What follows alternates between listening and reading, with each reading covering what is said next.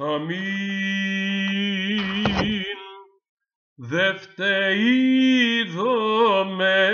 πιστή, που εγεννήθη ο Χριστός, ακολουθήσομεν λοιπόν, εν θα οδεύει ο αστήρ, μετά των μάγων Ανατολής των βασιλέων. Άγγελοι υμνούσιν ακαταπαύστος εκεί, ποιμένες αγραυλούσιν οδύν επάξιον,